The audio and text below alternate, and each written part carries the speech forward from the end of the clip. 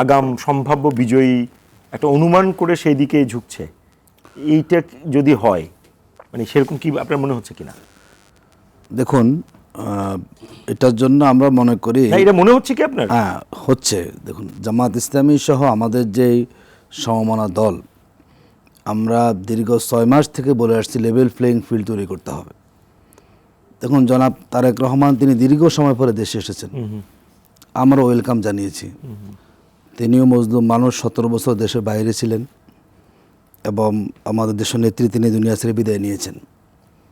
কিন্তু ওনার আশা উপলক্ষে যে কাজটা সরকার করেছে, হ্যাঁ, উনি একটা দলের প্রধান, দ্বিতীয় প্রধান ব্যক্তি, হয়তো এখন তিনি প্রধান ব্যক্তি হয়ে যাবেন। তাকে যে প্রটোকলটা সরকার দিয়েছে, এটা বাংলাদেশে কোন আইনে ভিত্তিতে দেওয়া হয়েছে? সেনাবাহিনী, আমি বলছি করা হয়েছে। সরকার সেনাবাহিনী এত প্রায় 1000-এর উপরে সৈনিক, তারা হেঁটে হেঁটে মার্চ করে স্টেজে নিয়ে এসেছেন। মানুষকে আপনি কি বুঝিয়েছেন? এবং যেভাবে বিভিন্ন জায়গায় যাওয়ার ক্ষেত্রে রাষ্ট্রীয় প্রটোকল এত বেশি পরিমাণ দেওয়া হচ্ছে, মানে বুঝে নিচ্ছে আসলে তাকে সরকার গুরুত্ব দিচ্ছেন এবং বাংলাদেশের মানুষের কাছে সরকারি একটা অবস্থান বুঝিয়ে দিচ্ছেন যে আগামী বাংলাদেশে আপকামিং কারা নেতৃত্ব দিবেন। আমরা মনে করি লেভেল প্লেইং ফিল্ড তৈরি করার ক্ষেত্রে সরকারের এখানে ভূমিকা আছে।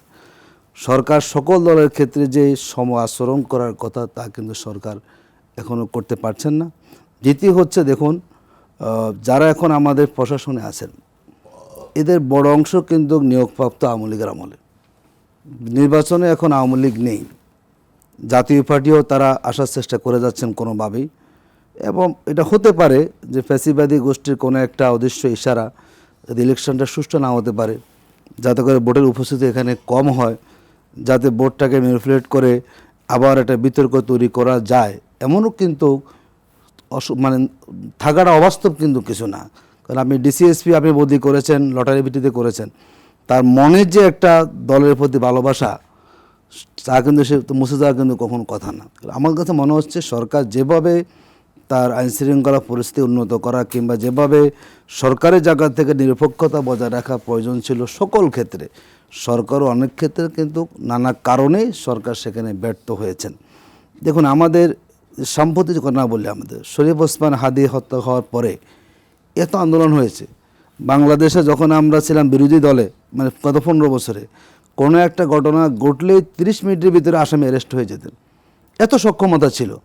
তো এই সরকার যাদের রক্তের উপর দিয়ে ক্ষমতা এসেছেন, একটা বিপ্লবী ব্যক্তি শরীফ ওসমান হাদি জুলাই যোদ্ধা, সে এত নির্মমভাবে তাকে সেখানে খুন করা হলো, ওনারা এসে এখন কী বলছেন? একটা ওয়ার্ড কমিশনার মেরেছেন, এটা নির্লজ্জা, ব্যর্থতা। তো যেই অ্যাডমিনিস্ট্রেশন একটা বিপ্লবীর জীবন চলে যাওয়ার পরে তার হত্যাকারীকে ধরতে পারে না, আমরা মনে এখানেও কোনো রহস্য আছে। তার মানে দেশের আইনশৃঙ্খলা পরিস্থিতিকে অবনতি ঘটিয়ে মানুষের মধ্যে আস্থার সংকট তৈরি করে দেওয়া, ইলেকশন হবে কি না, অথবা এখনও বলে যে আমি প্রার্থী ঢাকা 11 সরকারের কি লাভ? না, আমার যেটা কত আমি বলি যে সরকারের যে নিয়ন্ত্রণটা থাকার কথা ছিল, সে নিয়ন্ত্রণকে বজায় রাখতে পারছেন না। তাদের চেইন অফ কমান্ড যেভাবে আওয়ামী লীগের আমলে শেখ হাসিনা বলার আগেই কিন্তু কাজ হয়েছে, এখন বারবার বলার পরেও কিন্তু আমার কাছে মনে হচ্ছে যেভাবে রোল প্লে করার দরকার আইনশৃঙ্খলা বাহিনী কিংবা প্রশাসনের ব্যক্তিবর্গরা, তারা সেভাবে ভূমিকা রাখছেন না এবং তারাও চাচ্ছেন না কোনো একটা অংশ যাতে ইলেকশনটা সুষ্ঠু না হয়, তাছাড়া চাচ্ছেন। আমরা মনে এক্ষেত্রে সরকারকে আরও শক্ত পদক্ষেপ নিতে হবে। যদি কোনো কর্মকর্তা, ডিসি হন, রিটার্নিং কর্মকর্তা হন, তার কাছে মনে হয় তিনি নিরপেক্ষতা হারিয়েছেন, তাকে না দেখে, সময় না নিয়ে যদি তাকে তাৎক্ষণিক সেখানে পদক্ষেপ নিয়ে অপসারণ করা না হয়, তাহলে আপনি কখনো এই অবস্থা পরিবর্তন। আর মবের বিষয়ে কিছু বলবেন? এই যে প্রার্থীরা যে মবের শিকার হচ্ছে, সেটা তো আমরা দেখেছি। মব তো এখন আমরা সবাই মবের বিরুদ্ধে কথা বলি, মব তো আসলে হচ্ছেই। ডিসি অফিসের ভিতরে মানে এক প্রার্থীর বিরুদ্ধে মব হচ্ছে, কিন্তু রাজনৈতিক দলগুলো কি ওই যেহেতু ভোটার, যারা মব করে তারাও তো ভোটার, এই কারণে কি একটু সেফ অবস্থানে আছে কিনা জানা। খুব শুনেন, বাংলাদেশটা হচ্ছে ইনক্লুডিং আপনার দলও এরকম হচ্ছে। মানুষ আসলে শক্তি দেখে কার। বাংলাদেশে যখন আমি যুক্তিতে পারবেন না, তখন শক্তি দেখানোর চেষ্টা করবেন। যখন আপনি জনসমর্থন দিয়ে পারবেন না, তখন আপনি এটাকে শক্তি প্রয়োগ করে কোনো একটা অবস্থা তৈরি করে দিয়ে আপনি আপনার পক্ষে নিয়ে আসাচ্ছে এবং বোঝানোর চেষ্টা করেন আমি কিন্তু অনেক শক্তিশালী অবস্থা। এই মব এখন যে প্রক্রিয়া চলছে, আমাদের আশঙ্কা ইলেকশন যত গনিয়ে আসবে এই মব আরও বাড়বে এবং আমাদের আইনশৃঙ্খলা তাকিয়ে তাকিয়ে দেখবেন। এখন পর্যন্ত কোনো একটা মব, সেক্ষেত্রে আপনার দলের অবস্থান কি? আমরা তো সেটাই বলে যাচ্ছি। না না, ধরেন এরকম মব বাড়বে, আপনার সরকার প্রশাসন নিরপেক্ষতা হারাবে, তখন জামায়াতের অবস্থান কি? আমরা আমাদের জায়গা থেকে বলে আসছি, দেখুন আমরা তো দল হিসাবে তো এটা প্রতিপক্ষ, আমরা দল বলবো কথা, কিন্তু এই মব নিয়ন্ত্রণ করার দায়িত্ব রাখে দলের না, এটা সরকারের দায়িত্ব। না, মব তো করছে বিভিন্ন দলের কর্মীরা, আমি আপনি করছি না। যেই দলেরই করুক, যদি আমাদের দল করে থাকে আমরা কি আইনের ঊর্ধ্বে?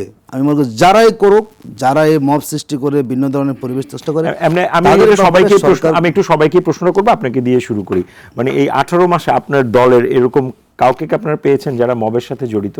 তাদের বিরুদ্ধে আপনি আপনারা কোনো ব্যবস্থা নিয়েছেন?